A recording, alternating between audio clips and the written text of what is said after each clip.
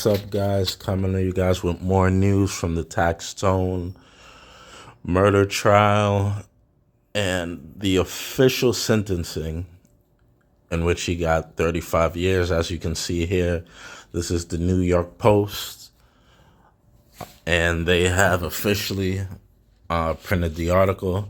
We'll get into it here. Rapper Taxstone sentenced to 35 years for Irving Plaza shooting that killed Troy Ave's bodyguard. They keep referring to the gentleman, Banger McFadder, as Troy Ave's bodyguard, but we know that's his friend and his partner in trying to get the BSB records. But for whatever reason, they keep referring to him as his bodyguard. From a rapper, an online hip-hop podcaster, Taxtone was slapped with 35-year prison sentence Tuesday for the infamous 2016 Irving Plaza shooting that left a rival musician's bodyguard dead. The Brooklyn-born rapper, whose real name is Daryl Campbell, not sure why they're calling him a rapper. I've never known Taxtone to be a rapper. He was like one of the pioneers for the, podcasting hip-hop realm, but rapper, I don't know why they're referring to him as that. I guess just because he's involved with the culture.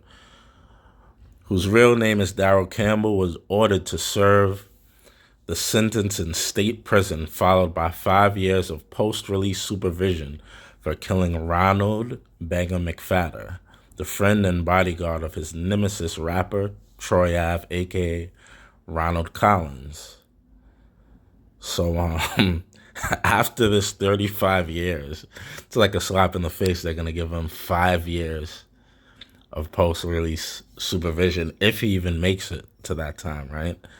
I think he's already in his 40s, so he would be getting out in his 70s, 70s or 80s.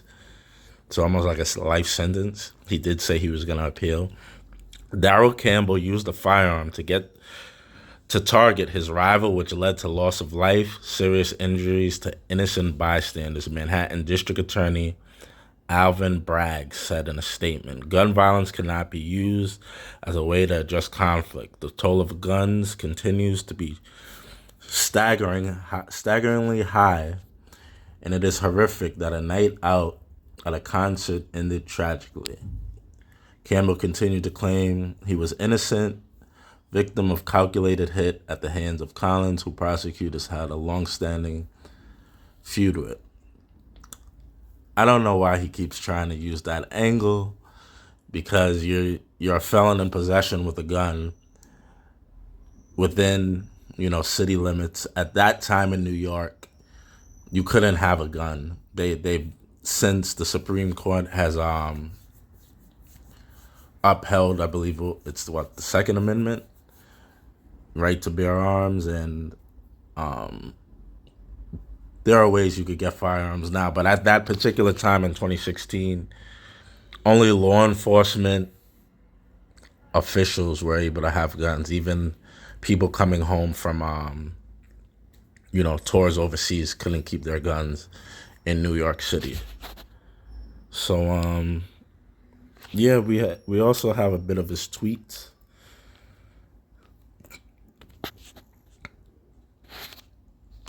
He's been defiant after receiving this news.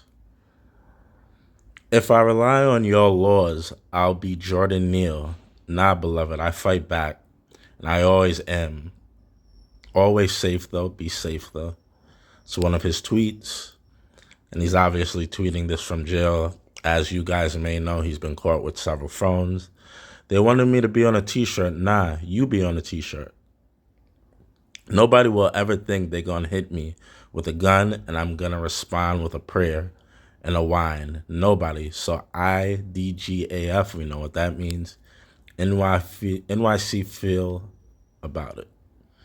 He don't give a you-know-what about what New York thinks about it. "F the government. Don't worry, my appeal will be swift."